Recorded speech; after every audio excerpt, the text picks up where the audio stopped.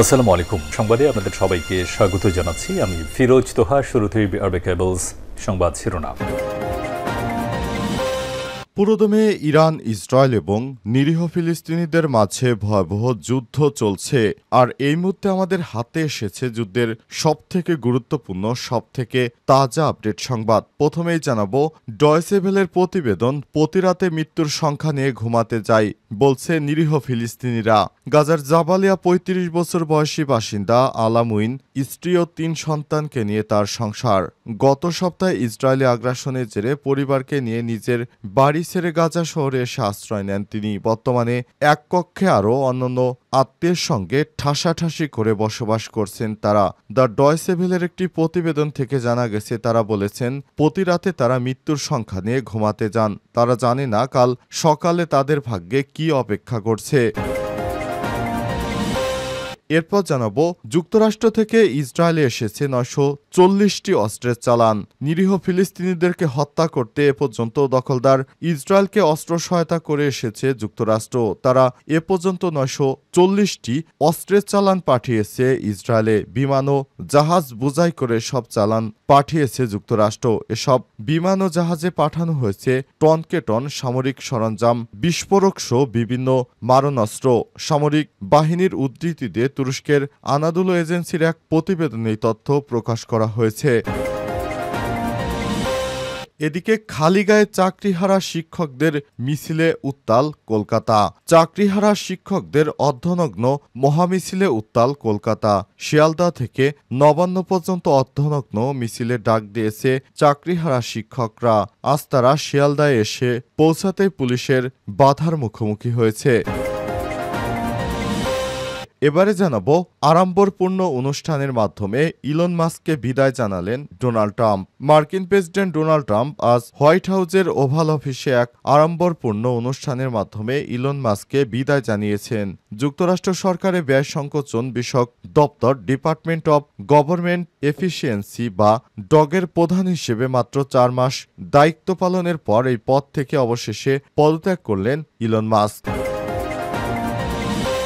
এবং সর্বশেষ জানাবো ক্ষমতায় আসতে না আসতেই নব্য ফ্যাসিস্ট হওয়ার চেষ্টা করছেন বললেন সাদিক কায়েম। বিএনপিকে উদ্দেশ্য করে জামাত ইসলামের ছাত্র শিবিরের সংগঠনের নেতা সাদিক কায়েম বলেছেন, বিএনপিকে উদ্দেশ্য করে আপনারা ক্ষমতা আসতে না আসতেই ছাত্রদলের সম্প্রতি কর্মকাণ্ডকে নব্য ফ্যাসিস্ট আচরণ হিসেবে আখ্যায়িত করেছেন। সারা দেশে সাধারণ মানুষকে যে হারে বিএনপি অত্যাচার নির্যাতন শুরু করেছে সেটি কোনোভাবেই মেনে নেওয়া যায় না। প্রিয় দর্শক, এতক্ষণ শুনছিলেন সংবাদ শিরোনাম, এবারে বিস্তারিত।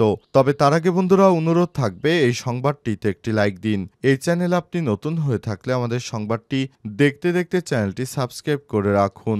কমেন্ট করে বন্ধুরা আপনার মূল্যবান মতামত জানিয়ে দিন আপনি বিশ্বের কোন দেশ থেকে বা বাংলাদেশের কোন স্থান থেকে আমাদের সংবাদটি দেখছেন এবং শুনছেন। আর বন্ধুরা, গাজা যুদ্ধে আপনি যদি নিরীহ ফিলিস্তিনিদের ভালোবেসে থাকেন কমেন্টে ইয়েস লিখে বিশ্ববাসীকে জানিয়ে দিন। সংবাদটি আপনার সোশ্যাল মিডিয়া ফেসবুকে শেয়ার করে বন্ধুদেরও দেখার সুযোগ করে দিন। এবারে বিস্তারিত। ইসরায়েলের বিরুদ্ধে কঠোর হওয়ার হুঁশিয়ারি ফ্রান্সের। ডয়েচে ভেলের প্রতিবেদন, প্রতিরাতে মৃত্যুর সংখ্যা নিয়ে ঘুমাতে যায় নিরীহ ফিলিস্তিনিরা। গাজার জাবালিয়ায় ৩৫ বছর বয়সী বাসিন্দা আল মুইন এবং তার স্ত্রী ও ৩ সন্তানকে নিয়ে তার সংসার। গত সপ্তাহে দখলদার ইসরায়েলের আগ্রাসনের জেরে তার পরিবারকে নিয়ে নিজ বাড়ি ছেড়ে গাজা শহরে আশ্রয় নিয়েছেন তারা। তিনি বলেছেন বর্তমানে এক কক্ষে আরও অন্যান্য আত্মীয়দের সঙ্গে ঠাসাঠাসি করে বসবাস করছেন তারা। ডয়েচে ভেলেকে তিনি বলেছেন, আমরা জাহান্নামের মধ্যে রয়েছি। গাজায় নিরাপত্তা ও জীবনের ধারণা বর্তমানে সম্পূর্ণ অর্থহীন হয়ে পড়েছে। প্রতিদিনই সন্তানদের নিয়ে আমি মৃত্যুর সংখ্যায় রয়েছি। রাতে ঘুমাতে গিয়ে মনে হয় হয়তো বা আর জাগবো না। জীবনের ঝুঁকির সঙ্গে সঙ্গে খাদ্য সংকটও বাড়ছে মুইনের পরিবারে। তিনি আর বলেন, আমাদের কাছে রুটি বা অন্য কোনো ধরনের খাবার নেই। যখন যা পাই তাই খাই, লতাপাতা ঘাস যাই পাই তাই খেয়ে জীবন ধারণের চেষ্টা করি। আমাদের দেখার সময় নেই এটি খাবার নাকি অন্য কিছু। ঘাস লতাপাতার উপর আমরা নির্ভরশীল হয়ে পড়েছি। এগুলো আমরা রান্না করে খাই না, যা পাই কাঁচা খেয়ে ফেলি, কারণ রান্না করার মতো বিদ্যুৎ ও গ্যাস আমাদের হাতে নেই, সবকিছুরই দাম বেড়ে গেছে, আর সব সঞ্চয় খাবার কিনতেই খরচ হয়ে গেছে। এখন আর আমাদের হাতে একটি পয়সাও নেই। ইসরায়েলি হামলার জেরে উত্তর গাজার বাইত লাহিয়া থেকে একইভাবে বাস্তুচ্যুত হয়ে আসেন নাইম সাফি ও তার পরিবার। বর্তমানে তারাও গাজা শহরের রাস্তার ধারে এক তাঁবুতে বসবাস করছেন। ইসরায়েলি আগ্রাসনের আগে কৃষিকাজ করতেন তিনি। ৩৯ বছর বয়সী সাফি জানান, উত্তর গাজায় বৃষ্টির মতো গোলা ও বিমান হামলা চালাচ্ছে দখলদার বাহিনী। আমরা এক মিনিটের জন্য আমাদের এলাকায় থাকতে পারিনি। এখানে এসে ভিক্ষুকের মতো জীবনযাপন করছি। যুক্তরাষ্ট্র থেকে ইসরায়েলে এসেছে ৯৪০টি অস্ত্রের চালান। গাজা যুদ্ধ শুরু হওয়ার পর থেকে ইসরায়েল যুক্তরাষ্ট্র থেকে ৯৪০টি বিমান ও জাহাজ বোঝাই অস্ত্রের চালান পেয়েছে। সব বিমান ও জাহাজে পাঠানো হয়েছে টনকে টন সামরিক সরঞ্জাম। ইসরায়েলি সামরিক বাহিনীর উদ্ধৃতি দিয়ে তুরস্কের আনাদোলু এজেন্সির এক প্রতিবেদনে এই তথ্য প্রকাশ করা হয়েছে। খবর এএফপির। এদিকে মার্কিন সংবাদ মাধ্যম সিএনএন বলছে, যুক্তরাষ্ট্রের বিপুল সহায়তার মধ্যেই আন্তর্জাতিক মহলে ইসরায়েলের বিরুদ্ধে ক্রমবর্ধমান চাপ, মানবিক সংকট আর যুদ্ধ অপরাধের অভিযোগ উঠে এসেছে। বিশ্লেষকরা বলছেন, ওয়াশিংটনের সমর্থনেই যুদ্ধ চালিয়ে যাচ্ছে তেল আবিব। সিএনএনের এক প্রতিবেদনে বলা হয়েছে, পরিস্থিতি বদলাতে শুরু করেছে যুক্তরাজ্য। বাণিজ্য আলোচনা বন্ধ করে দিয়েছে ফ্রান্স ও কানাডা সতর্ক করে বলেছে ভবিষ্যৎ নিষেধাজ্ঞার বিষয়। এমনকি ইউরোপীয় ইউনিয়ন, যা তেল আবিবের সবচেয়ে বড় বাণিজ্য অংশীদার, জোটটি ২৫ বছরের পুরনো অ্যাসোসিয়েশন চুক্তি পুনর্মূল্যায়নের ঘোষণা দিয়েছে। তবে ইসরায়েলি সরকার এখনও নীতিগতভাবে অনড়। প্রধানমন্ত্রী দপ্তর থেকে জানানো হয়েছে, বাইরের চাপ তাদের যুদ্ধ থেকে বিরত রাখতে পারবে না। সিএনএনকে বিশ্লেষকরা জানিয়েছেন, ওয়াশিংটনের সমর্থন ছাড়া এতদূর এগোনো সম্ভব হবে না। প্রেসিডেন্ট ডোনাল্ড ট্রাম্পের প্রশাসন গাজায় মানবিক সংকট নিয়ে উদ্বেগ জানালেও এখন তেল আবিবের উপর কোনো শাস্তিমূলক ব্যবস্থা নেয়নি। সিএনএনের এমন প্রতিবেদনের মধ্যেই ইসরায়েলকে যুক্তরাষ্ট্রের সমর্থনের যুক্তির পক্ষে আরেকটি প্রতিবেদন প্রকাশ করেছে আনাদোলু এজেন্সি। গাজায় আগ্রাসন শুরু হওয়ার পর থেকে এখন পর্যন্ত যুক্তরাষ্ট্র থেকে ইসরায়েলে এসেছে ৯৪০টি অস্ত্রবাহী বিমান ও জাহাজ। এসব চালানে ছিল মারাত্মক বিস্ফোরক, সাজোয়াজান, ব্যক্তিগত প্রতিরক্ষা সরঞ্জাম, চিকিৎসা সামগ্রী সহ ৯০,০০০ টনের বেশি সামরিক সরঞ্জাম। ইসরায়েলের প্রতিরক্ষা মন্ত্রণালয় গত মঙ্গলবার জানিয়েছে, সরঞ্জামগুলো যুদ্ধ শুরুর সঙ্গে সঙ্গেই পৌঁছাতে শুরু করে। এগুলো এখনও যুক্তরাষ্ট্র দিয়েই যাচ্ছে ইসরায়েলকে, আর এতে ইসরায়েল এই অস্ত্রগুলো দিয়ে নিরীহ মানুষদের হত্যা করে যাচ্ছে। খালিগায়ে চাকরিহারা শিক্ষকদের মিছিলে উত্তাল কলকাতা।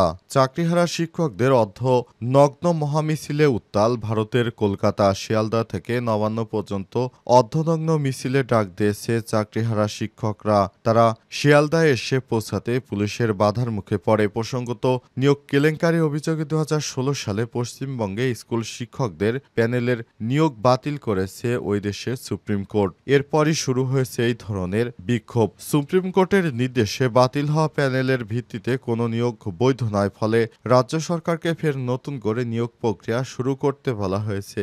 সেই অনুযায়ী ৩০ মে রাজ্য সরকার নতুন নিয়োগ বিজ্ঞপ্তি প্রকাশ করেছে। সমস্ত নিয়ম মেনেই নিয়োগ দেওয়া হবে বলে প্রশাসনের তরফ থেকে জানানো হয়েছে। তবে এই সিদ্ধান্তে খুশি নয় সেই ২৬,০০০-এর বেশি যোগ্য শিক্ষক, যার মধ্যে ইতিমধ্যেই নিয়োগ পেয়েছেন, পরে চাকরি হারিয়েছেন। চাকরিহারা শিক্ষকদের একটি অংশের বক্তব্য, তারা নতুন করে পরীক্ষায় বসতে চান না। এই দাবিতে চাকরিহারা শিক্ষকদের সংগঠন অধিকার মঞ্চের সদস্যরা শিয়ালদা থেকে অর্ধদগ্ধ হয়ে নবান্ন অভিযানের মুখে মিছিলের ডাক দিয়েছেন। আন্দোলনকারীদের বক্তব্য, উদ্ভূত পরিস্থিতিতে তাদের নগ্ন করে ছেড়ে দিয়েছে সরকার। এ কারণে তারা প্রতীকী নগ্ন প্রতিবাদ হিসেবে অর্ধনগ্ন হয়ে মিছিল করছেন। তারা বোঝাতে চেয়েছেন তাদেরকে সরকার জোর করে নগ্ন করে দিয়েছে। যোগ্য চাকরিহারাদের এই মিছিল শুরুর আগেই মমতা বন্দ্যোপাধ্যায় সরকার বিব্রতকর পরিস্থিতি এড়াতে কড়া পদক্ষেপ নিতে নির্দেশ দেয় পুলিশকে। ফলে কর্মসূচি শুরুর আগে শিয়ালদা স্টেশন ও স্টেশন চত্বর এলাকায় পুরো উত্তেজনা ছড়িয়ে পড়ে। অবস্থায় পুলিশ কঠোর অবস্থানে যায়। এরপর তাদের সঙ্গে দফায় দফায় বেশ কয়েকবার সংঘর্ষ বাধে পুলিশের।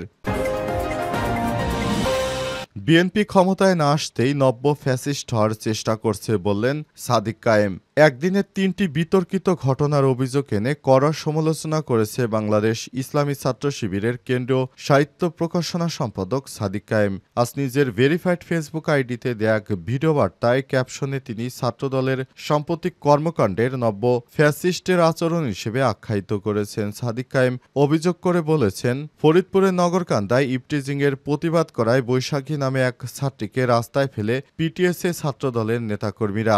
আদাবর থানায় এক নারীকে প্রকাশ্যে জিন্দেগি বরবাদ করে দেওয়ার হুমকি দিয়েছে বিএনপির নেতা। এছাড়াও শেরেবাংলা কৃষি বিশ্ববিদ্যালয় ছাত্রদলের প্রোগ্রাম না করায় 2 ছাত্রীকে জোরপূর্বক হল ছাড়ার নির্দেশ ও হুমকি দিয়েছে ছাত্রদল নেত্রী। এ অবস্থায় তারা শেখ হাসিনার থেকে কম নয়। 17 বছর অত্যাচারে থাকলেও তাদের বর্তমান কর্মকাণ্ড এটি প্রকাশ করে তারা অত্যন্ত স্বৈরাচারী মনোভাব নিয়ে সামনে এগিয়ে যাচ্ছে। বাংলাদেশের মানুষও কিন্তু সজাগ আছে, তাদের বুঝতে হবে। এ সময় তিনি আরও বলেন, নারীর নিরাপত্তা যাদের কনসাস তাদের এই প্রত্যেকটা ঘটনায় অ্যাড্রেস করার কথা ছিল, তা না করে কেবল সিলেক্টিভ কেসকে কেন্দ্র করে ছাত্র শিবিরের বিরুদ্ধে মব ক্রিয়েট করা এক কথাই স্পষ্ট করে নারীর নিরাপত্তা নয় বরং রাজনৈতিক স্বার্থকেই আপনাদের মুখ্য বিষয়। এ সময় তারা নারীদের বিভিন্ন সুযোগ সুবিধার কথা বললেও প্রকৃতপক্ষে বিএনপির ছাত্রদলের কাছে বাংলাদেশের সমস্ত নারীরা লাঞ্ছিত হচ্ছে। অবস্থায় কোনোভাবেই দায় এড়াতে পারে না বিএনপির তারেক রহমান, কারণ লন্ডনে বসে তিনি বাংলাদেশের বিরুদ্ধে বিভিন্ন বড় বড় কথা বলে গেলেও প্রকৃতপক্ষে তার দলের দ্বারাই সবথেকে মানুষ বেশি নির্যাতিত হচ্ছে। ফ্যাসিবাদ হাসিনার সময়ে বাংলাদেশে যেভাবে সাধারণ মানুষকে অত্যাচার করা হয়েছে, বিএনপিও সেভাবে অত্যাচার করছে। তার বেশ কয়েকটি ঘটনা আমরা ইতিমধ্যেই দেখতে পেয়েছি। বাংলাদেশের বড় বড় যে সহিংসতার ঘটনাগুলি ঘটেছে সেগুলো বেশিরভাগই বিএনপি নেতার। যেমন ধরা যাক, কবজি কাটা আনোয়ার গ্রুপের যে বাবু এক্সেল বাবু ছিল, তিনি বিএনপির বড় এক নেতা। তিনি মোহাম্মদপুরকে অস্থিতিশীল করে রেখেছিলেন। এছাড়াও পুরো দেশটাকে এখন অস্থিতিশীল করে রাখছে বিএনপির নেতাকর্মীরা। এছাড়াও তাদের অনেকের মুখোশ উন্মোচন করে দিয়েছে প্রবাসী সাংবাদিক ইউটিউবাররা। এরপরও বিএনপি এখনো বড় গলায় কথা বলে তাদের ন্যূনতম লজ্জাবোধ নেই বলেও মনে করছে দেশের বিশ্লেষকরা।